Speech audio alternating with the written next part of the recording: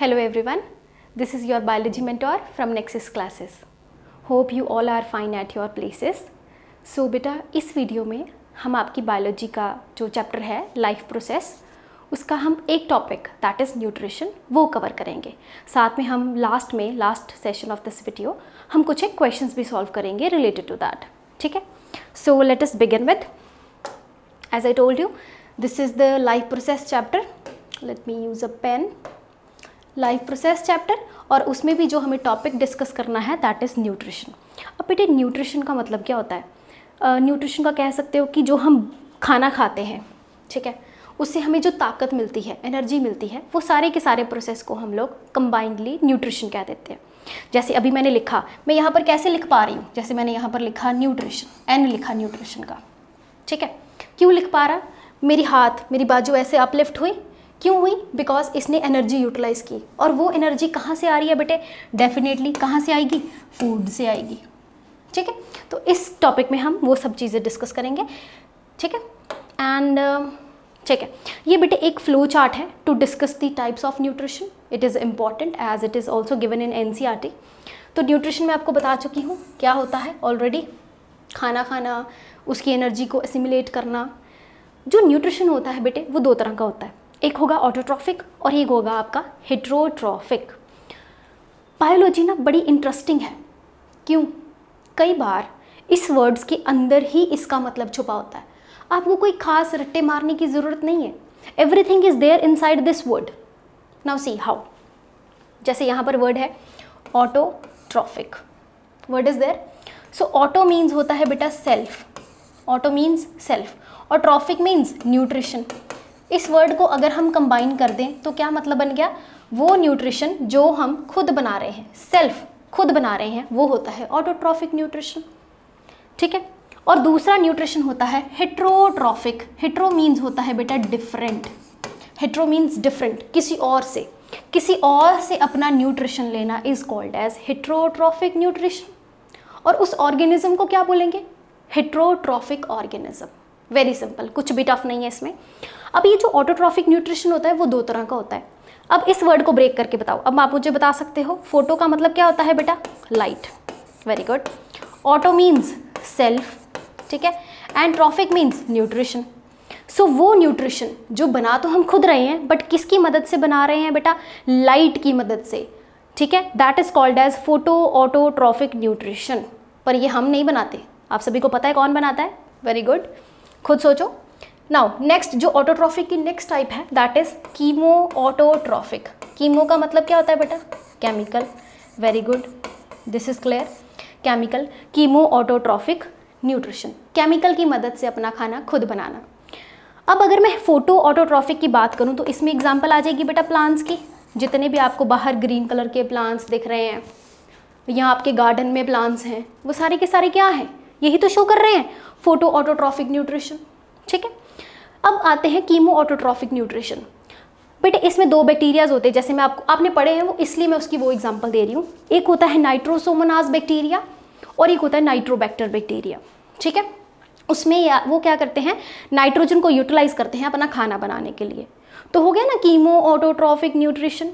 ठीक है, बहुत ईजी है, कुछ भी टफ नहीं है. आगे चलते हैं हम लोग. Next is heterotrophic. हेट्रोट्रॉफिक की मेनली 3 टाइप्स हैं. पहली आती है सेप्रोट्रॉफिक. सेप्रोट्रॉफिक वर्ड बेटे, सेप्रो word means feeding on dead decaying organic matter. That is the saprotrophic mode of nutrition. अब जितने भी डीकम्पोजर्स होते हैं वो क्या करते हैं? डेड डिकेइंग ऑर्गेनिक मैटर को ही तो खाते हैं, उससे अपना न्यूट्रिशन लेते हैं.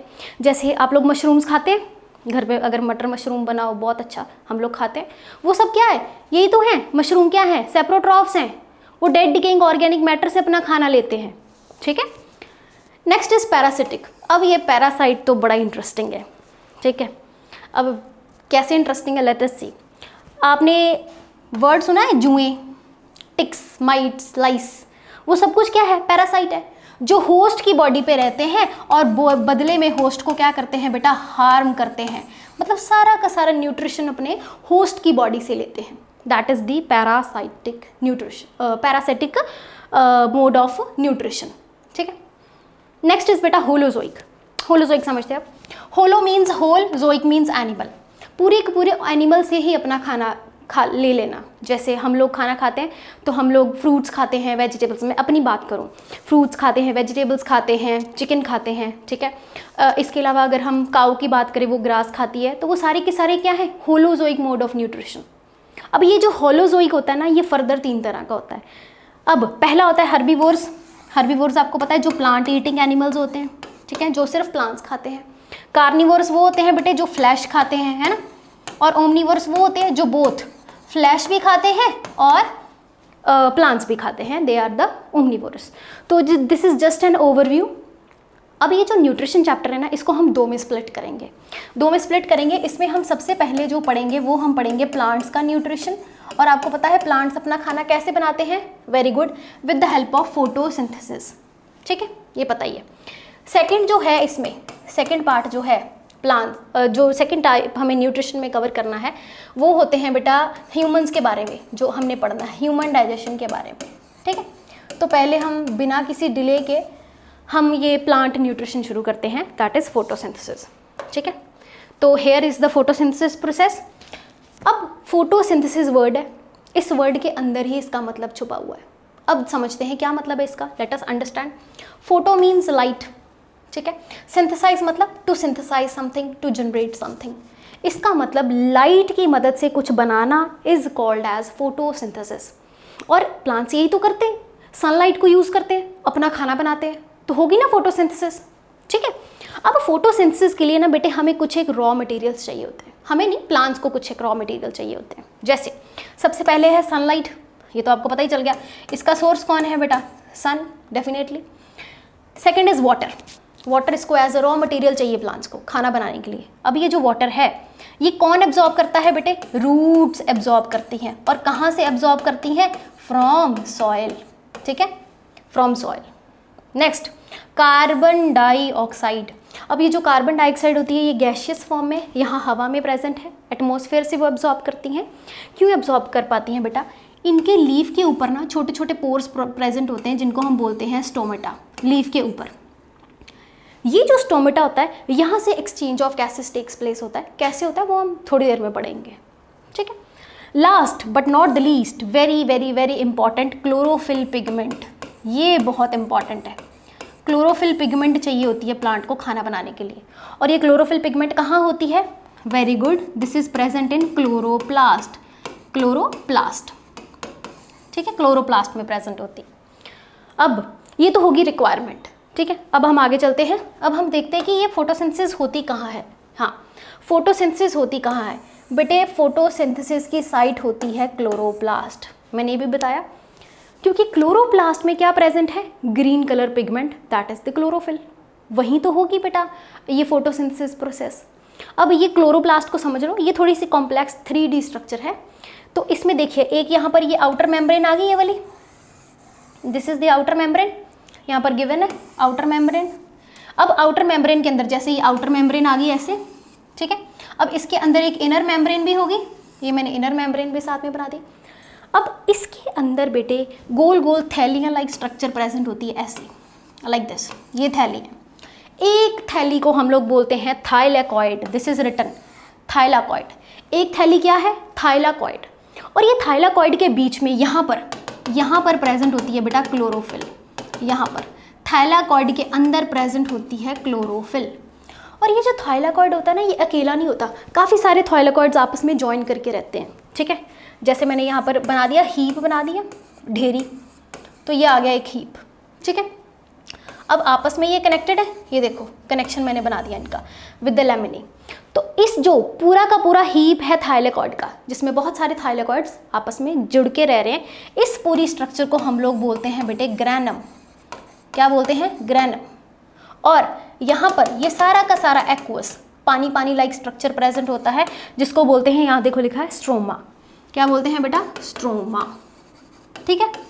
सो this is the site, this is the chloroplast, जहाँ पर क्या हो रही है, फोटोसिंथेसिस हो रही है, ठीक है। अब इस चीज़ को कंटिन्यू करते आगे, ये डायग्राम ना आपकी एनसीईआरटी बुक में है, तो अगर ये एनसीईआरटी में है तो हमारे लिए पढ़नी ये उतनी ही इंपॉर्टेंट हो जाती है, ठीक है। क्यों, ये जो स्ट्रक्चर है ना, जैसे ये मेरे पास बेटा एक प्लेन पेज है, you can see this is a plain page. मैं थोड़ा सा आगे हो जाती हूँ। तो मान लीजिए ये एक लीफ है, ठीक है, let us imagine this is a leaf. तो क्या हो रहा है, यहाँ से लाइट गिर रही है, ये ऊपर वाला सरफेस है। जैसे मान लीजिए यहाँ पर प्लांट की ऐसे स्टॉक है और ये ऐसे चिपका हुआ है, ऐसे चिपका हुआ है लीफ, ठीक है। तो यहाँ पर सनलाइट गिर रही है इसके ऊपर, तो एक ऊपर वाला सरफेस हो गया। और अगर आपने कोई भी लीफ बहुत ध्यान से कभी ऑब्जर्व किया हो तो क्या होता है, लीफ की जो ऊपर वाला सरफेस होता है ना वो बड़ा स्लिपरी सा होता है, ठीक है, और जो नीचे वाला होता है वो थोड़ा सा हार्ड होता है एज़ कंपेरेटिव टू ऊपर वाला। क्यों होता है, अब ये जो डायग्राम है, ये जो डायग्राम है, देखिए यहाँ पर एक लीफ बनाया। अब ये लीफ की कुछ ना कुछ तो थिकनेस होगी ना बेटा, चाहे कम ही हो बट थिकनेस तो होगी। अब ये जो थिकनेस है ये वाला, जैसे मान लीजिए ये लीफ था, ये वाली जो मोटाई है इसकी, इसको जूम इन करके देखा, जूम इन करते गए, ठीक है। तो जब हम जूम इन करते गए तो हमारे पास ये वाली स्ट्रक्चर आ गई, ये वाली, ठीक है। तो मैं बनाऊंगी नहीं, सिर्फ आप इसको समझ लीजिए कैसे है। सबसे ऊपर देखो, प्लांट को प्रोटेक्ट कौन करता है, एपिडर्मिस, ठीक है। इसका मतलब ऊपर भी एपिडर्मिस होगी, नीचे भी एपिडर्मिस होगी। तो यहाँ पर लिखा है upper epidermis and lower epidermis, ठीक है। अब लोअर और एपिडर्मिस के बीच में बहुत सारे सेल्स प्रेजेंट होते हैं जिनको हम कंबाइनली बोलते हैं मीजोफिल सेल्स।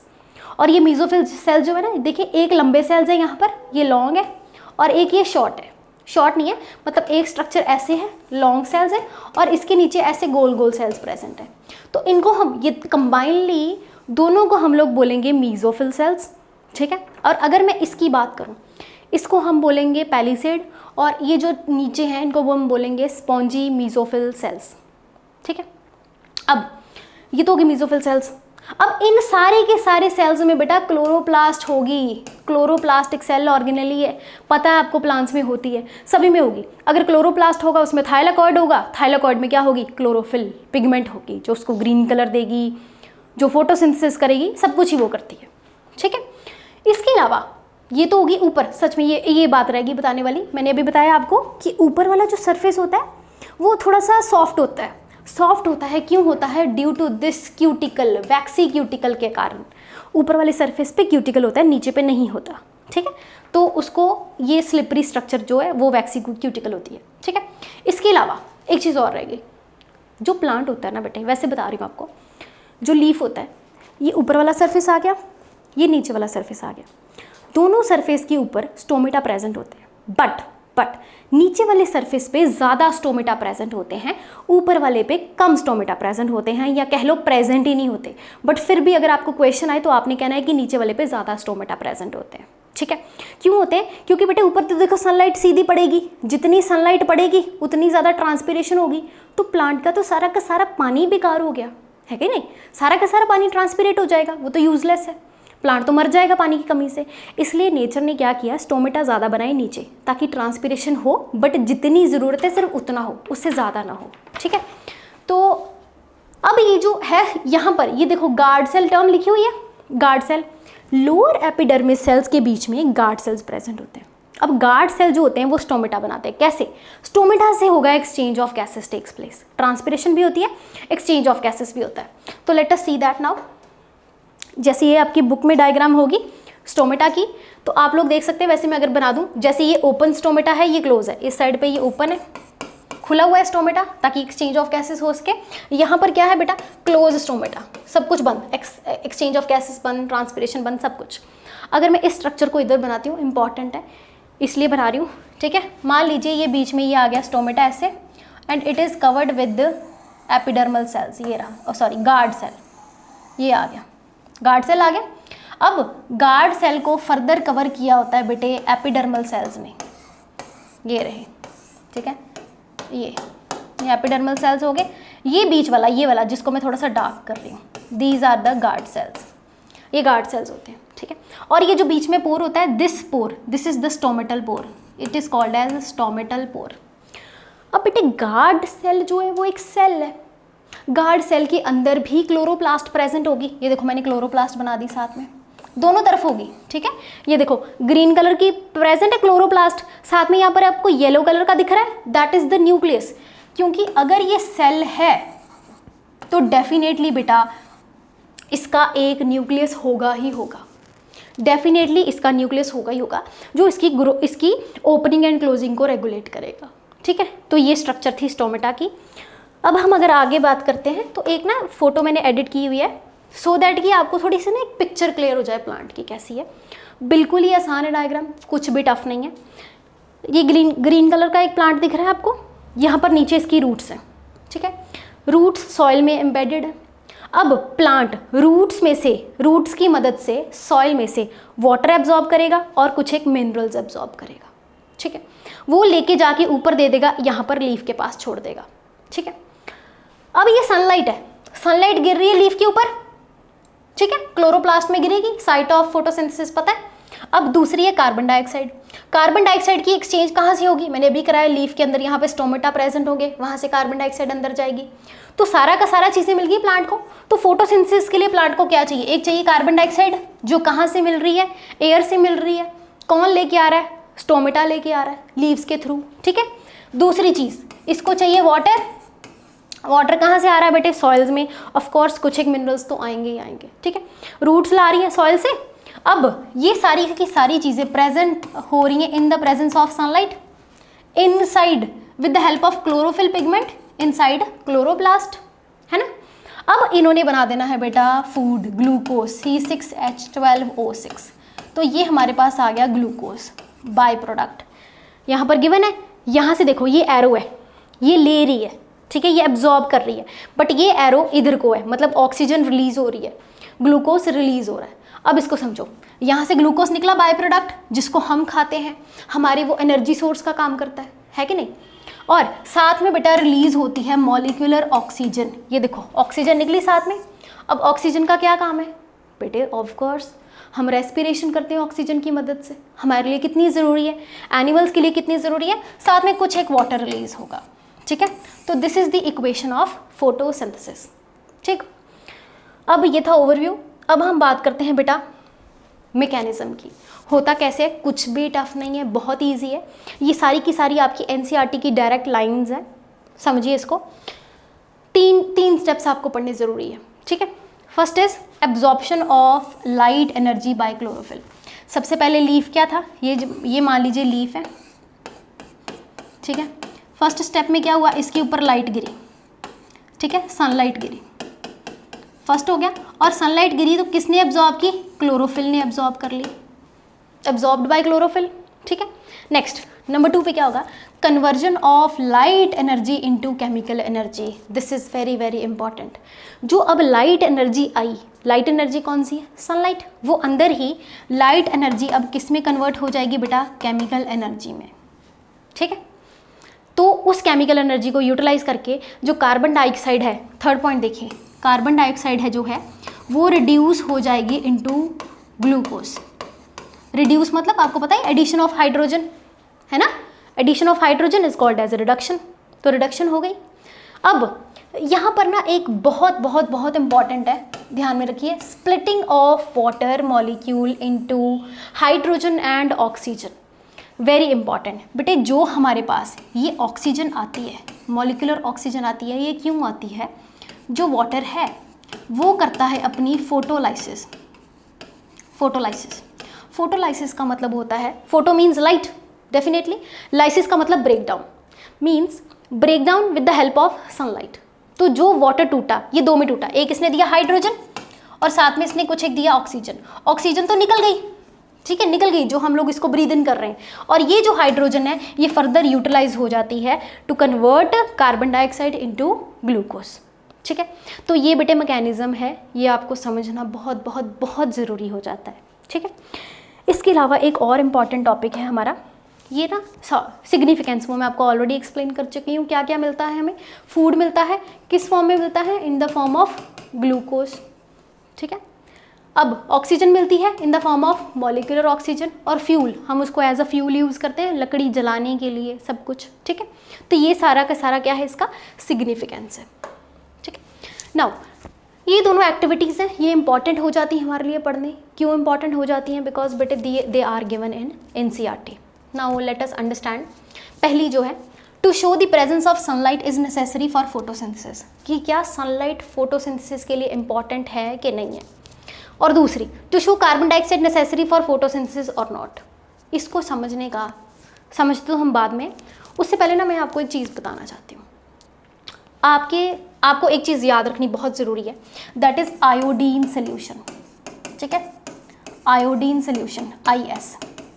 अगर तो मान लीजिए कोई चीज़ है, मान लीजिए ये मेरे पास लीफ है, वैसे आपको ओवरव्यू दे रही हूँ, ये एक लीफ है, इसको मैंने धूप में रखा, यहाँ पर स्टॉक ऐसे प्लांट की, ये अटैच्ड है। ठीक है, यहाँ पर लाइट गिर रही है, इसका मतलब फोटोसिंथेसिस हो रही होगी, दिन है अच्छा भला। ठीक है, सनलाइट गिर रही है, फोटोसिंथेसिस हो रही है।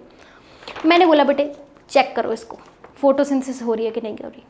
तो आपको चेक करने का फोटोसिंथेसिस मतलब क्या है कि इसमें फूड प्रेजेंट है कि नहीं, मतलब इसमें ग्लूकोज कह लो, ग्लूकोज या स्टार्च प्रेजेंट है कि नहीं है। ठीक है, अब कैसे कब पता चलेगा हमें, वेरी इजी, याद रखना है आपको। जब मैंने इसके ऊपर आयोडीन सोल्यूशन डाला, इस लीफ के ऊपर, if I pour iodine solution, तो अगर आयोडीन सोल्यूशन का कलर ब्लू ब्लैक हो गया, ब्लू या ब्लैक, इसका मतलब इसमें ग्लूकोज प्रेजेंट है, इसका मतलब इसमें फोटोसिंथेसिस हुई। ठीक है, तो यहाँ पर ब्लू ब्लैक कलर आ गया, मतलब फोटोसिंथेसिस क्या है, हुई है। तो इस पत्ते के ऊपर डाला, ब्लू ब्लैक कलर आ गया, आपने बोला मैडम यस आयोडीन से मैंने टेस्ट कर लिया, इस पे ब्लू ब्लैक कलर आ गया, मतलब यहाँ पर फोटोसिंथेसिस हुई है। ठीक है, मान लीजिए मैंने इसी पत्ते को, इस पत्ते को ब्लैक कपड़े से ढक दिया। ठीक है, बिल्कुल ढक दिया। अब मैंने इसको रख दिया धूप में, अब ब्लैक कलर है, एब्जॉर्ब करेगा लाइट, इसके ऊपर तो फॉल करेगी नहीं, है ना। तो क्या होगा, 2-3-4 दिन के बाद मैंने बोला लो बेटा इसको टेस्ट करो, क्या इसमें फोटोसिंथेसिस है। अगर आपने इसके ऊपर आयोडीन सोल्यूशन डाला और कलर आपके पास आ गया ब्राउन, ब्राउन कलर आ गया आयोडीन सोल्यूशन डालने के कारण, मतलब यहाँ पर फोटोसिंथेसिस नहीं हुई, मतलब ग्लूकोज नहीं बना। ठीक है, अब ये चीज़ समझ आ गई। आयोडीन सोल्यूशन आपको याद रखना बहुत बहुत बहुत इंपॉर्टेंट है। अब हम ये एक्टिविटी करते हैं, बहुत ईजी, अब तो आपको झट से समझ आ जाएगी, वेरी इजी। तो पहला है सनलाइट इज़ इम्पॉर्टेंट, तो वही किया, पहले मान लीजिए एक प्लांट है पॉट में। ठीक है, ये प्लांट है, रख दिया मैंने। ठीक है, ये सारे के सारे प्लांट को मैंने क्या किया, कवर कर दी, ये प्लांट के इस पत्ते को मैंने कवर कर दिया ब्लू ब्लैक कलर से, इसके ऊपर लाइट नहीं गिरी, बाकी सारे पत्तों के ऊपर लाइट गिरी। तो जब हमने टेस्ट किया, एक इसके ऊपर हमने आयोडीन सोल्यूशन डाला तो इसका कलर आया ब्राउन, इसका मतलब फोटोसिंथेसिस नहीं हुई। अंडरस्टैंडिंग। और मान लीजिए अगर हमने यही किया, इस वाले पे हमने आयोडीन सोल्यूशन डाला तो इसका कलर आ गया ब्लू ब्लैक, तो आपने बोला हाँ जी कलर आ गया ब्लू ब्लैक कलर, तो इसका मतलब आपने कहा मैडम लो फोटोसिंथेसिस तो हुई है इसमें। यही तो आपकी एक्टिविटी है, कुछ भी टफ नहीं है, वेरी सिंपल एक्टिविटी। ठीक है, सेकेंड एक्टिविटी देखिए, to show carbon dioxide is necessary for photosynthesis. क्या कार्बन डाइऑक्साइड इंपॉर्टेंट है फोटोसिंथेसिस के लिए, बताओ कैसे। इसके लिए आपको एक चीज़ याद रखनी है, पोटेशियम हाइड्रो ऑक्साइड KOH। आपकी NCERT की जो डायग्राम है ना एक्टिविटी की, वहाँ पर ऐसे ये प्लांट पड़ा हुआ है, ये देखिए ऐसे। ठीक है, ये प्लांट है, तो साथ में इस प्लांट को कवर किया हुआ बेल जार से। बेल जार कुछ नहीं होता, सिर्फ मान लीजिए कांच का बड़ा सा ग्लास होता है और उसको ढक के रख देते हैं, बिल्कुल एयर टाइट कंटेनर बन गया, ये एयर टाइट कंटेनर बन गया, बेल जार डाल दिया। साथ में उन्होंने क्या किया था, यहाँ पर एक सोल्यूशन रखा, यहाँ पर एक रखा KOH। ठीक है, अब KOH क्या करता है, यहाँ पर जितनी भी कार्बन डाइऑक्साइड प्रेजेंट होगी बेल जार के अंदर, उसको उसने एब्जॉर्ब कर लिया। ठीक है, एब्जॉर्ब कर लिया उसने। अब यहाँ क्लोज्ड सिस्टम है, क्लोज्ड एनवायरनमेंट है, अगर सारी की सारी कार्बन डाइऑक्साइड एब्जॉर्ब हो चुकी है तो क्या आगे कुछ होगा, क्या आगे फोटोसिंथेसिस हुई होगी। तो जब उन्होंने एक्सपेरिमेंट किया तो उन्होंने इसको रखा KOH को, कार्बन डाइऑक्साइड डाली, प्लांट को रखा। ठीक है, कुछ देर बाद इसके ऊपर आयोडीन सोल्यूशन डाला, तो जब उन्होंने इसके ऊपर आयोडीन सोल्यूशन डाला पत्ते के ऊपर तो कलर आ गया ब्राउन। अगर ब्राउन कलर आ गया तो आप मुझे बताओ क्या फोटोसिंथेसिस हुई है कि नहीं हुई, tell me. Yes, simple, photosynthesis नहीं हुई। ठीक है, तो ये दोनों हमारी एक्टिविटीज़ थी। I hope this is clear to all of you, both these activities are there, important है ये आपको याद करनी। सो इसी के साथ बेटे हम नेक्स्ट स्लाइड को मूव करते हैं। अब हमने न्यूट्रिशन शुरू करना है इन एनिमल्स, उससे पहले हमारे पास एक टॉपिक है न्यूट्रिशन इन अमीबा, ये भी आपकी NCERT की डायग्राम है। ठीक है, अब इसमें देखिए बेटे, चाहे अमीबा है, चाहे सिंगल सेल ऑर्गेनिज्म है, चाहे वो मल्टी सेलुलर है, चाहे वो छोटा सा अमीबा है, चाहे वो बहुत बड़ा हाथी है या बहुत बड़ी व्हेल है, सभी को न्यूट्रिशन चाहिए ही चाहिए। एवरी ऑर्गेनिज्म नीड न्यूट्रिशन, ठीक है। अब यहाँ पर देखिए ध्यान से, ये अमीबा येलो कलर का दिख रहा है, इसके पास ये देखिए यहाँ पर फूड मॉलिक्यूल आया, रेड कलर का फूड पार्टिकल आया पास में। तो इस अमीबा ने क्या किया, ऐसे इसकी ये ऐसे था ना, इर्रेगुलर शेप का होता है, ये इसका न्यूक्लियस आ गया, ये इसका साइटोप्लाज्म आ गया। जब इसने देखा कि ओ मेरे पास तो फूड आ रहा है, तो इसने क्या किया, एक इर्रेगुलर सा ऐसे माउथ लाइक स्ट्रक्चर बना लिया, ये वाला। इसको बोलते हैं बेटे सूडोपोडिया, ठीक है। फॉल्स फीट, वैसे सूडोपोडिया का अगर हम मतलब बोले तो सूडो मतलब होता है झूठा, podia means feet, false feet, ठीक है। तो यहाँ पर इसने एक फॉल्स फीट सी स्ट्रक्चर बना ली। अब साथ में उसने क्या किया, अब इसको कवर कर लिया। यहाँ पर जब फूड आ गया अंदर, तो वो फूड सारा का सारा फूड पार्टिकल जो था फूड वैक्यूल के अंदर चला गया। वहाँ पर फूड वैक्यूल में ही इसकी डाइजेशन, एब्जॉर्प्शन वगैरह सब कुछ होगा। तो जो डाइजेस्टेड पार्ट है वो तो डाइजेस्ट हो गया, जो अच्छा पार्ट होगा, जो अच्छा खाना होगा वो डाइजेस्ट होगा, और जो अनडाइजेस्टेड फूड है, जो वेस्ट है, वो उसकी बॉडी से बाहर आ जाएगा, एक्सक्रीशन भी हो जाएगी, ठीक है। अब 2 क्वेश्चन है एनसीईआरटी के, मैं बता देती हूँ अभी आपको। एक तो how amoeba capture the food with the help of pseudopodia, simple. अब विच प्रोसेस इज इन्वॉल्व, तो प्रोसेस होगा बेटे आपका फेगोसाइटोसिस, ठीक है। Engulf the food, amoeba engulf the food by the process phagocytosis, ये वर्ड याद रखना। फेगोसाइटोसिस आपने वैसे 9th क्लास में ये पढ़ा होगा, बट स्टिल मैंने आपको रिमाइंड करा दिया एक बार। तो this is the nutrition in amoeba. Now in next slide, अब हमारा एक टॉपिक खत्म हो गया जो प्लांट न्यूट्रिशन था, ठीक है। अब हमारा सेकंड टॉपिक है दैट इज ह्यूमन डाइजेशन, कि ह्यूमंस अपनी डाइजेशन कैसे करते हैं। तो moving on to that, now see this is the human. अब बेटे ह्यूमन में दूर कहाँ जाना है, हम अपनी खुद की एग्जाम्पल लेते हैं। This is about us, this is about our body. सबसे पहले हम खाना खाते हैं तो अपने हम यहाँ पर मुंह में रखते हैं, यहाँ पर this is the buccal cavity, ठीक है।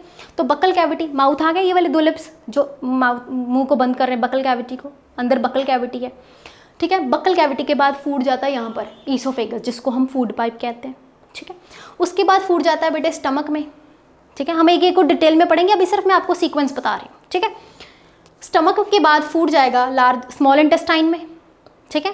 स्मॉल इंटेस्टाइन के बाद फूड जाएगा लार्ज इंटेस्टाइन में, और लार्ज इंटेस्टाइन में फूड जो है उसके बाद जाएगा एनस के थ्रू बॉडी से बाहर, इजेक्ट आउट, इजेशन हो जाएगी, बॉडी से बाहर चला जाएगा थ्रू एनस, ठीक है। अब हम इसको डिटेल में पढ़ेंगे एक एक स्टेप को, कि how this process takes place. ये भी आपकी एनसीईआरटी की डायग्राम है, तो अगर ये डायग्राम है तो बेटे हमें पढ़ना और ज़रूरी हो जाएगा। सबसे पहले देखिए, अगर हम माउथ की बात करें, बकल कैविटी की बात करें, तो यहाँ पर एक होती है टंग, टीथ होते हैं और सलाइवा होता है, ठीक है। हम नेक्स्ट स्लाइड में ना साथ साथ में पढ़ते जाएंगे। नेक्स्ट इज बेटा oesophagus, this is a long food pipe, ठीक है। लॉन्ग फूड पाइप फिर आगे कनेक्ट करती है बकल कैविटी को स्टमक के साथ। तो यहाँ पर आ गया हमारा स्टमक। पहले हम ना इतना पढ़ते हैं, फिर हम वापस दोबारा इस डायग्राम पे आएंगे, ठीक। हाँ जी। और इसके अलावा बेटे कुछ एक डाइजेस्टिव ग्लैंड्स भी होते हैं जो एसोसिएटेड होते हैं, जैसे सलाइवरी ग्लैंड हमारे मुंह में होता है, गैस्ट्रिक ग्लैंड्स स्टमक में होते हैं। गैस्ट्रिक का मतलब ही क्या होता है, स्टमक, पेट, गैस्ट्रिक मीन्स पेट, stomach. Next is liver, liver तो आपको पता है ना, largest gland, master gland of our body. Next is pancreas, और लास्ट इज इंटेस्टाइनल जूसेस। ये सब कुछ होते हैं digestive glands which are associated with human digestion. ये अपनी देखो ग्लैंड्स का तो आपको पता ही है ना, ये भी बता देती हूँ। ग्लैंड्स क्या करते हैं, कुछ एक एंजाइम्स सक्रीट करते हैं जो कि मदद करते हैं डाइजेशन में, ठीक है। दे हेल्प्स इन डाइजेशन। अब देखिए, अब हम माउथ की बात करें तो माउथ से क्या हुआ, फूड हमने बाहर वाले इन्वायरमेंट से अंदर वाले इन्वायरमेंट में रख दिया।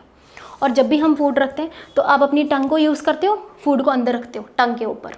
फिर क्या होता है, दांतों की मदद से, टीथ्स की मदद से फूड को अच्छे से ग्राइंड किया जाता है। और फ्रूट को ग्राइंड तो करते हैं टंग, टीथ की मदद से, बट टंग का एक और काम है, सारे के सारे खाने को सलाइवा के साथ अच्छे से मिक्स करके सॉफ्ट सा बोलस बना देती है। यही करते हैं ना।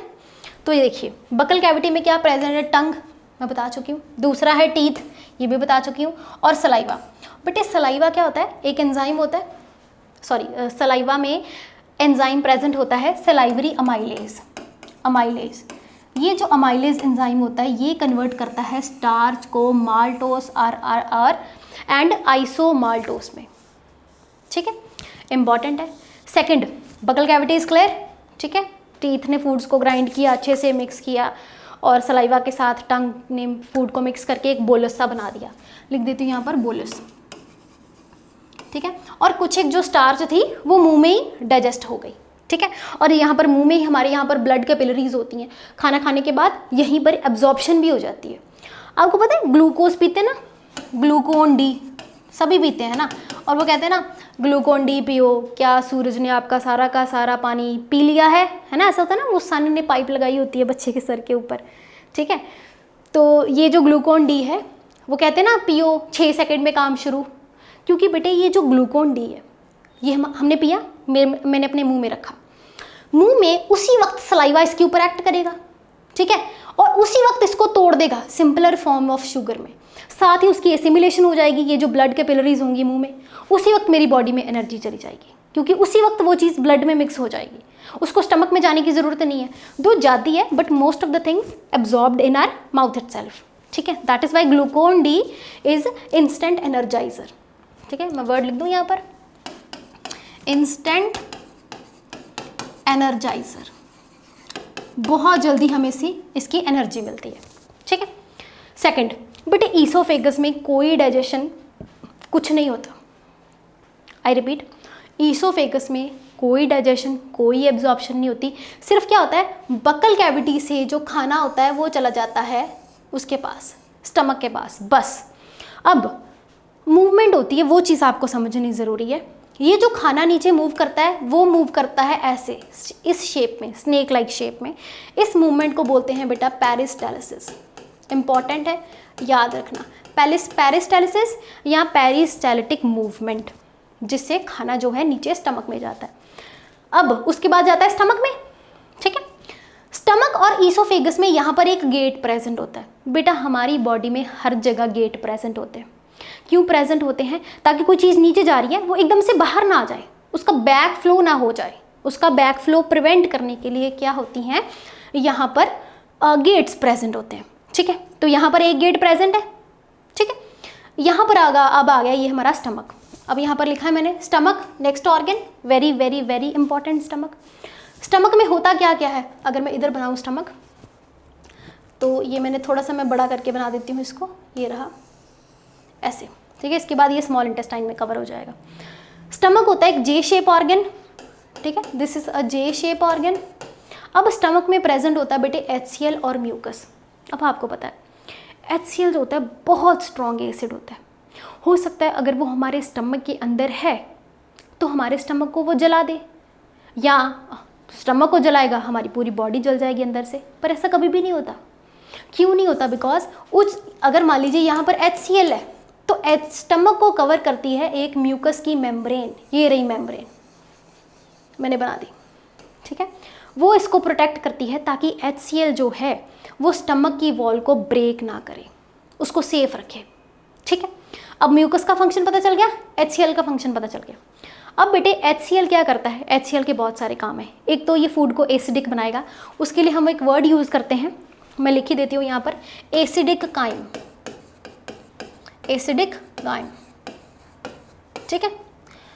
अब फूड को एसिडिक बनाया, जितने इसमें माइक्रो ऑर्गेनिजम्स थे, हार्मफुल बैक्टीरियाज थे, सभी और सभी को मार दिया, ठीक है। फूड अब अच्छा हो गया। इसके अलावा ये HCl क्या करता है, ये कुछ एक इनएक्टिव एंजाइम को एक्टिव करता है, जैसे पेप्सिन बनाता है, ठीक है, एक्टिव एंजाइम, एक पेप्सिन एक एक्टिव एंजाइम है। इसके अलावा बेटे रेनिन होता है, रेनिन होता है बेटे प्रॉबेबली छोटे बच्चों में जो दूध पीते हैं, बिकॉज ये मेनली कंसर्न होता है दूध में जो प्रोटीन होती है ना, कैसीन, उसको डाइजेस्ट करने में ये जो रेनिन है प्रोटीन को डाइजेस्ट करता है। बट यहाँ पर जो पेप्सिन है, पेप्सिन तो सभी में होगा ही होगा, तो पेप्सिन में देखिए प्रोटीन्स को कन्वर्ट करता है into smaller form, proteoses and peptones, ठीक है। तो ये याद रखना इंपॉर्टेंट है, पेप्सिन क्या है, कहाँ पर है, इसका काम क्या है, ये किसको डाइजेस्ट करता है, ठीक है। तो ये हो गया हमारा स्टमक। वापस थोड़ी देर के लिए मैं आ जाती हूँ इस डायग्राम पे। देखिए यहाँ पर हमने ये स्टमक कर लिया, अब ये स्टमक हो गया हमारा, जैसे मान लीजिए ये फूड आया तो ये आ गया ऐसे हमारा स्टमक, तो ये ऐसे आता है ऐसे। यहाँ पर अब देख सकते हैं ये नीचे इसके प्रेजेंट है ये पैनक्रियाज, ठीक है, यहाँ पर ऐसे ये पैनक्रियाज प्रेजेंट है, ठीक है। और पेनक्रियाज के इस तरफ, स्टमक के इस तरफ प्रेजेंट है लिवर। ये देखिए लिवर प्रेजेंट है, और लिवर के आगे जैसे ये पीछे लिवर है, जैसे मान लीजिए ये पेपर है, मान लीजिए ये लिवर है, ठीक है। तो ये लिवर के आगे, ये पेन जो है मैंने लिवर के आगे किया हुआ है, तो ये ऐसे गॉल ब्लैडर लगा हुआ है, ठीक है। लिवर ने सक्रीट करना है बाइल। अगर लिवर बाइल सक्रीट कर रहा है तो वो सक्रीट करने के बाद अपनी जो सक्रीशन है इस गॉल ब्लैडर में डालता है। फिर गॉल ब्लैडर उसको एक डक्ट में कनेक्ट करता है जिसमें पैनक्रियाज भी अपनी सक्रीशन डालते हैं और गॉल ब्लैडर भी डालता है, और वो सब कुछ स्मॉल इंटेस्टाइन में जाता है, यहाँ पर स्मॉल इंटेस्टाइन में, स्मॉल इंटेस्टाइन के ड्यूडेनम पार्ट में, ठीक है। तो ये हो गया स्मॉल इंटेस्टाइन। अब हमने अब स्मॉल इंटेस्टाइन पढ़ना है, ठीक है। अब मैं वापस आ जाती हूँ। देखिए स्मॉल इंटेस्टाइन ये बीच वाला पार्ट है, longest part of this human digestion. वैसे ना हम ह्यूमन इस डाइजेशन पूरी को, इस पूरे के पूरे एलिमेंट्री कैनाल को गट भी बोलते हैं, गट, GUT, गट। कई बार हम घर पे बात करते हैं ना, तो घर पे कहते हैं ना मुझे बड़ी स्ट्रॉन्ग गट फीलिंग है, ऐसा ही होगा। तो गट, पेट से हम कुछ नहीं सोच रहे बेटा, हम जो कुछ भी सोचते हैं वो डेफिनेटली दिमाग से ही सोचते हैं, बट फिर भी हम बोलते हैं।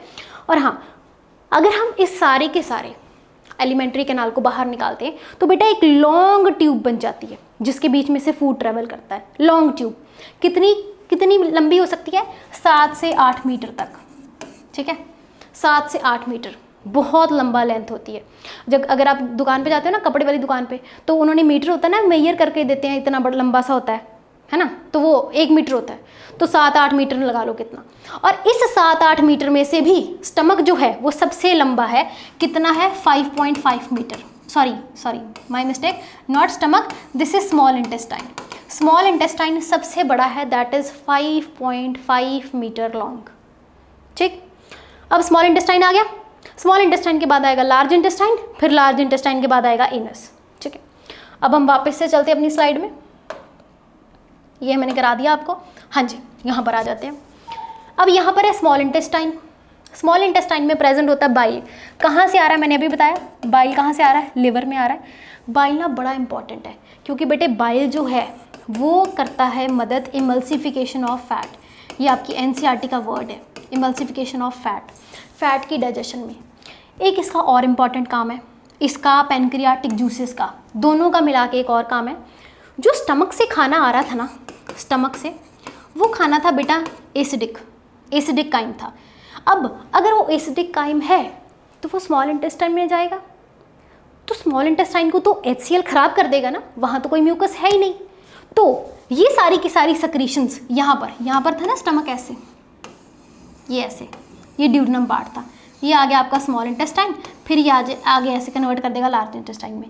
यहाँ पर सारी की सारी सक्रीशंस, रुकिए, यहाँ पर सारी की सारी सक्रीशन, लिवर की भी ऐड होगी इसमें पैनक्रियाज की भी ऐड होगी, ठीक है। और ये सारा का सारा यहाँ से अब फूड भी आ रहा है, और ये सारे के सारे फूड को, जो पहले एसिडिक काइम था जो स्टमक से आ रहा था, अब इसको क्या बना देगा? Basic chyme. Very very very important, ठीक है। अब एक इसको बेसिक काइम बना दिया, एक अब उधर से बाइल आ रहा है जो क्या करेगा? फैट को डाइजेस्ट करेगा, ठीक। और साथ में पैनक्रियाटिक जूसेस में होंगे, ट्रिप्सिन होगा, पेप्सिन होगा, वो सब कुछ क्या डाइजेस्ट करेंगे? प्रोटीन को, फैट को, लिपिड्स को, कार्बोहाइड्रेट्स को, सब कुछ, ठीक है। अब इसके अलावा स्मॉल इंटेस्टाइन में एक सबसे खास चीज़ होती है, जैसे ये स्मॉल इंटेस्टाइन है ना एक, रुको, let me just little bit erase it, let me make this ना again for your better understanding. तो मान लीजिए ये जो मैंने येलो कलर से बनाया ना, ये मैंने बनाया आप इंटेस्टाइन, ठीक है। ये डबल है, ये इंटेस्टाइन। मैंने इसकी ये वाली वॉल को, ये जो वॉल है इतनी, ये वाली वॉल है, इसको मैं बाहर बना रही हूँ इधर, ठीक है। जब मैं इसको बाहर बना रही हूँ तो ये स्ट्रक्चर है ना ऐसी, कुछ ऐसी बनी है ना, इसको ऐसे उल्टा कर दिया। अब यहाँ पर क्या होता है? यहाँ पर प्रेजेंट होते हैं बेटा ऐसे विलाइज, ऐसे, ये ऐसे, ऊपर से भी ऐसे, ये विलाइज प्रेजेंट है। ये इसको बोलते हैं, इस एक स्ट्रक्चर को बोलते हैं बेटा विलाई। कई बार इस विलाई के ऊपर और छोटे छोटे हेयर लाइक स्ट्रक्चर्स प्रेजेंट होते हैं, जिनको हम फर्दर बोलेंगे माइक्रोविलाई। अब यहाँ पर मैंने लिखा है absorption of food by villi, very very very very important. क्यों इंपॉर्टेंट है? Let us see this. These are the microvilli. मान लीजिए यहाँ पर फूड आया, फूड एक पार्टिकल आया, एक पार्टिकल, 3 पार्टिकल्स आए, ठीक है। विलाई क्या करता है? Increase surface area for increasing the rate of absorption. कैसे? मान लीजिए आपके पास चद्दर है, आपको उसको पानी में डिप किया, 2 चद्दर लिए आपने, दोनों को पानी में अच्छे से डिप किया, एक चद्दर को फुटबॉल बना के रख दिया बेड पे, धूप में रख दिया, ठीक है, फुटबॉल बना के, और एक चद्दर को आपने तार पे सुखाने के लिए छोड़ दिया। तो मुझे बताओ कौन सी जल्दी सूखेगी, तार वाली या फुटबॉल वाली? आप बोलोगे मैम ऑब्वियसली तार वाली जल्दी सूखेगी, ठीक है। क्यों? क्योंकि तार वाली पे सरफेस एरिया ज़्यादा, जितना सरफेस एरिया ज़्यादा उतना ही रेट ऑफ इवेपोरेशन, है ना। यहाँ पर अब इसको ऑपोजिट कर लो, जितना ज़्यादा सरफेस एरिया उतना ही रेट ऑफ एब्जॉर्प्शन, ठीक है। तो ये विलाई क्या करते हैं? सरफेस एरिया इंक्रीज करते हैं। अभी तो ये पास है, सरफेस एरिया तो इंक्रीज है, फूड यहाँ पर नहीं तो यहाँ पर डाइजेस्ट हो जाएगा, यहाँ पर डाइजेस्ट हो जाएगा, ठीक है। यहाँ पर पीछे बीच में, let me change the colour, यहाँ पर ये जो पार्ट है, यहाँ पर ब्लड वेसल्स प्रेजेंट होंगी बेटा, ये जो ग्रीन कलर से मैंने बनाई। अब यहाँ पर क्या हुआ? सारा का सारा जो फूड था वो आया, यहाँ पर अगर टाइट है, यहाँ पर अगर ये वाला विलाई बिजी है, वो फूड नहीं डाइजेस्ट कर सकता, तो क्या होगा? ये आगे चला जाएगा, इधर फूड डाइजेस्ट हो जाएगा, ठीक है। फिर और आगे जाएगा, फूड इधर डाइजेस्ट हो जाएगा। तो विलाई क्या कर रहे हैं? They are simply increasing the surface area for increasing the rate of absorption. अब यहाँ पर सारा का सारा खाना चला गया ब्लड में, अगर ब्लड में चला गया तो फिर क्या होगी? ट्रांसपोर्टेशन होगी, है ना। जहाँ जहाँ ऑर्गन, जिस ऑर्गन को भी ब्लड चाहिए, खाना चाहिए, वहाँ वहाँ वो पहुँचेगा। अब बेटे small intestine is done. Small intestine के बाद आता है लार्ज इंटेस्टाइन। लार्ज इंटेस्टाइन ये वाला पार्ट होता है, ये वाला, यहाँ पर एक वर्मी फॉर्म अपेंडिक्स भी होता है ऐसे, ठीक है। ये सारा का सारा लार्ज इंटेस्टाइन है। यहाँ पर लार्ज इंटेस्टाइन का एक मोटा सा पार्ट आता है जिसको हम बोलते हैं रेक्टम, और यहाँ पर होता है एनस। एनस बेटे एक्सक्रीटरी पोर होता है जिससे सारा का सारा फीसिस, एक्सक्रीटा, वेस्ट प्रोडक्ट हमारी बॉडी से बाहर चला जाता है, ठीक है। लार्ज इंटेस्टाइन में होती है एब्जॉर्प्शन ऑफ वाटर, ठीक है, वाटर की एब्जॉर्प्शन होती है। अब मान लीजिए अगर हमें लूज मोशंस हैं तो इसका मतलब हमारी बॉडी का कौन सा ऑर्गन अच्छे से काम नहीं कर रहा? आप बोलोगे of course madam large intestine नहीं काम कर रहा, क्योंकि पानी तो एब्जॉर्ब ही नहीं हो रहा, ठीक। सो this is all about human digestion. And anus मैंने बता दिया, इट इज़ द एक्सक्रीटरी पोर। और जो खाना है थोड़ी देर के लिए यहाँ पर रेक्टम में स्टोर होता है, थोड़ी देर के लिए स्टोर होता है, फिर वहाँ से ये बाहर को पुश किया जाता है थ्रू एनस। ऑफ कोर्स इसके साथ और बहुत सारे मसल्स भी काम करते हैं। तो so this is all about human digestion. Now let us start with the questions. कुछ एक क्वेश्चन सॉल्व करते हैं तो हमारे लिए और क्लियर हो जाएगा। क्वेश्चन से बेटे हमारी इवैल्यूएशन होती है, क्या हमने जो पढ़ा हमें सच में समझ आया कि नहीं आया। तो here are some MCQ questions. Let us discuss that. First question is, which of the following statement about the autotrophs is incorrect? ठीक है। पहली, they synthesize carbohydrate from carbon dioxide and water in the presence of sunlight and chlorophyll. ठीक, तो ये तो ठीक है। Next, they store carbohydrate in the form of starch. बेटे हाँ, ये चीज़ इंपॉर्टेंट है। जो खाना बनता है प्लांट में, जो खाना भी बनता है वो बनता है in the form of glucose, store होता है in the form of starch, और जब उसको ट्रांसपोर्ट करना होता है within the plant through xylem और phloem, of course from phloem, xylem से फूड ट्रांसपोर्ट नहीं होता, तो जब उसको फ्लोएम ट्रांसपोर्ट करता है वो करता है in the form of sucrose. तो ये भी स्टेटमेंट ठीक है, ठीक है। Next, they convert carbon dioxide and water into carbohydrate in absence of sunlight. ये स्टेटमेंट मुझे इनकरेक्ट लग रही है क्योंकि यहाँ पर इन एब्सेंस ऑफ लिखा हुआ है सनलाइट, ठीक है, और वाटर को थोड़ी यूज़ करता है। वाटर से तो वो होती है ना फोटोलिसिस ऑफ वाटर, जिससे हमें ऑक्सीजन मिलती है। They constitute the first trophic level in food chain, ये भी ठीक है। सबसे हमें कोई भी फूड चेन बनानी होती है, शुरू कहाँ से करते हैं हम? प्लांट से ही करते हैं। तो सारी की सारी स्टेटमेंट्स ठीक है, बट ये जो सी वाली स्टेटमेंट है ये इनकरेक्ट है। तो हाँ, ऑप्शन क्या है? सी, ठीक। नेक्स्ट क्वेश्चन पे मूव करते हैं। The site of photosynthesis in the cell of a leaf is, definitely mitochondria भी नहीं है, साइटोप्लाज्म भी नहीं है, प्रोटोप्लाज्म भी नहीं है, तो आंसर क्या है? क्लोरोप्लास्ट। मैंने इसकी डायग्राम भी बना के दिखाई आपको। हाँ जी, next, the opening and closing of stomatal pore depends upon, oxygen पे तो नहीं डिपेंड करता, बिल्कुल नहीं, क्योंकि वो क्या है, ये था ना स्टोमेटल पोर ऐसे, इसको कवर किया था गार्ड सेल्स ने, ये गार्ड सेल्स थे जिन्होंने कवर किया। इसके बाहर एपिडर्मल सेल्स हैं, है ना। तो ये जो गार्ड सेल है ये काम करते हैं with the help of water pressure के कारण, टर्गर प्रेशर, ठीक है। तो second is water in guard cell, ये ऑप्शन ठीक है।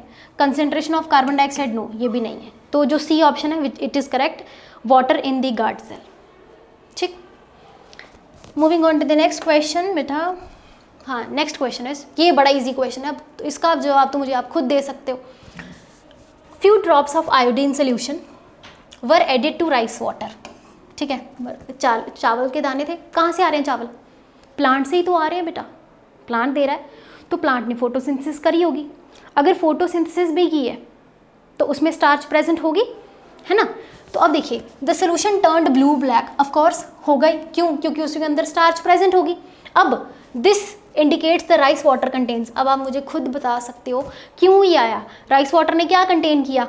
ऑफ कोर्स स्टार्च, क्योंकि आयोडीन का जो ब्लू ब्लैक कलर आना है वो किसके कारण आना है? स्टार्च के कारण। वो मैं आपको ऑलरेडी करा चुकी हूँ। Moving on to the next question. हाँ जी, if salivary amylase, salivary amylase पता है ना, सलाइवा होता है ना, जो हमारे मुंह में प्रेजेंट है। तो ये जो सलाइवरी अमाइलेज है इज लैकिंग इन सलाइवा, मतलब सलाइवा में है ही नहीं ये amylase. Which of the following events in the mouth cavity will be affected, कौन सा इवेंट है जो माउथ कैविटी पे नहीं होगा?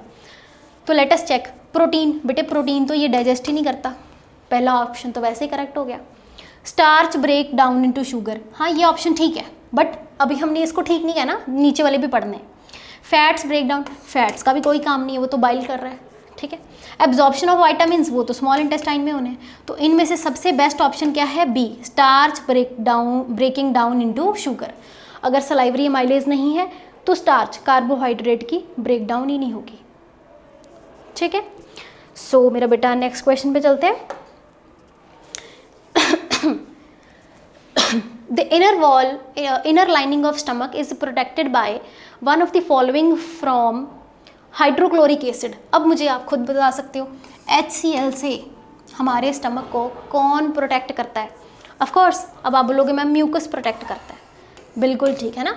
ऐसे हमने बनाया था ना स्टमक, ये था स्टमक, है ना। तो यहाँ पर मैंने क्या बनाया था? ये म्यूकस है जो HCl से प्रोटेक्ट कर रही है। यहाँ पर एक गेट है, यहाँ पर स्टमक स्मॉल इंटेस्टाइन का पार्ट शुरू हो जाता है, ठीक। Moving on to the next question. which of the following are chiefly digested in stomach? इन सारी चीज़ों में से सबसे इम्पॉर्टेंटली स्टमक में किसकी डाइजेशन होती है? तो आपको याद है मैंने आपको जब स्टमक में डाइजेशन कराई थी तो मैंने कराया था pepsin which break down proteins into proteoses, है ना। तो इसका मतलब इसमें आंसर क्या है? प्रोटीन्स, ठीक। देखो फैट और लिपिड कौन कर रहा था? कौन कर रहा है? बाइल कर रहा है। बाइल कहाँ पे जाएगा? स्मॉल इंटेस्टाइन में जाएगा। तो स्टमक में तो उसका काम ही नहीं है। तो स्टमक में क्या अब्जॉर्ब होगा? सबसे पहले प्रोटीन, ठीक है। सो एक क्वेश्चन और है, which of the following have longest small intestine? This is important to understand. देखिए आपको पता है इंटरेस्टिंगली, जैसे जो शेर है कार्निवोरस है, उसका स्टमक क्या होता है? उसका इंटेस्टाइन क्या होता है? छोटा, क्योंकि जो मीट होता है वो डाइजेशन में ऑलमोस्ट लगाता है 2 घंटे, और जो हम प्लांट खाते हैं, चपाती खाते हैं, रोटी, वो 4 से 6 घंटे के लिए टाइम लगाती है। ओके, एक चीज़ समझ आ गई? इसका मतलब ज़्यादा टाइम किसको लग रहा है? प्लांट्स को डाइजेस्ट करने में लग रहा है। मतलब हमारी बॉडी में अगर हम प्लांट्स को खा रहे हैं उसको डाइजेशन करने में ज़्यादा टाइम लग रही है। अगर हम उसकी कंपैरेटिवली चिकन खा रहे हैं तो उसको कम टाइम लग रहा है। तो खुद सोचो स्मॉल इंटेस्टाइन किसका लंबा होगा? शेर का होगा या काऊ का? डेफिनेटली काऊ का। काऊ ने थोड़ी फ्लैश खाना है, काऊ ने तो बेटे प्लांट्स खाने हैं। तो अब देखिए कार्निवोरस का तो नहीं होगा डेफिनेटली, ओमनिवोरस का भी नहीं होगा। ओके, लास्ट बचाओ हर्बीवोरस। जितने भी एनिमल्स, क्यों बेटे ऐसा क्यों होता है बता ही देती हूँ चलो मैं आपको। जैसे मान लीजिए काऊ है, though it does not look like cow but feel that it is a cow. Okay, just imagine that this is a cow though actually it is not a cow. इसमें क्या होगा बेटे? इसको खाने हैं प्लांट्स, ठीक है। अब आपको पता है जो प्लांट्स हैं उनमें सेल वॉल होती है। सेल वॉल किसकी बनी होती है? सेलुलोज की। और सेलुलोज को डाइजेस्ट करने में बहुत टाइम लगता है, नहीं कर सकते डाइजेस्ट। ठीक है। तो इसीलिए इसको दोबारा डाइजेस्ट किया जाता है, साथ में इसके ऊपर कुछ एक एंजाइम एक्ट करते हैं, ठीक है, कुछ एक बैक्टीरिया हेल्प करते हैं, तो ये जो काऊ है इस पूरे के पूरे प्लांट को डाइजेस्ट एब्जॉर्ब कर पाती है, ठीक है। अगर एज कंपैरेटिवली हम खा रहे हैं, जैसे हम घर पे पालक पनीर की सब्ज़ी खा रहे हो, आप एक टाइम पे खा रहे हो कोई बात नहीं, 2 टाइम पे खा रहे हो कोई बात नहीं, तीसरे चौथे टाइम आप खाओगे ना तो आपको जो फीकल मैटर एक्सक्रीट होगा आपकी बॉडी से वो थोड़ा थोड़ा हरे रंग का होगा, क्योंकि हमारी बॉडी में ये सेलुलोज डाइजेस्ट ही नहीं होता, एज इट इज़ हमारी बॉडी से बाहर जाता है, ठीक है। सो नेक्स्ट क्वेश्चन पे मूव करते हैं। Villi present on internal wall of intestine helps in. Villi मुझे बताओ, मैंने अभी बताया था ना, जैसे ये स्मॉल इंटेस्टाइन की वॉल है, ये वाली वॉल है, इसके ऊपर ये ऐसे विलाईज प्रेजेंट है, क्या मदद कर रहे थे ये विलाई की? फूड आया, यहाँ पर अगर जगह कम है फूड आगे चला जाएगा, यहाँ पर जगह कम है फूड और आगे चला जाएगा और आगे चलता जाएगा, तो ये क्या कर रहा है? Absorption, increasing surface area for increasing rate of absorption. तो यहाँ पर लिखा हुआ है option C, absorption of digested food, ठीक है। This is what the work of small villi is present in small intestine, ठीक है बेटा। So this is all about this nutrition topic. I hope you like this video, I hope it is beneficial for you. So please make sure इस video को देखने के बाद आप लोग अपनी NCERT ज़रूर पढ़ेंगे। नेक्स्ट वीडियो में बेटे हम आपका नेक्स्ट टॉपिक शुरू करेंगे, that is respiration. Till the time, God bless you all, good day.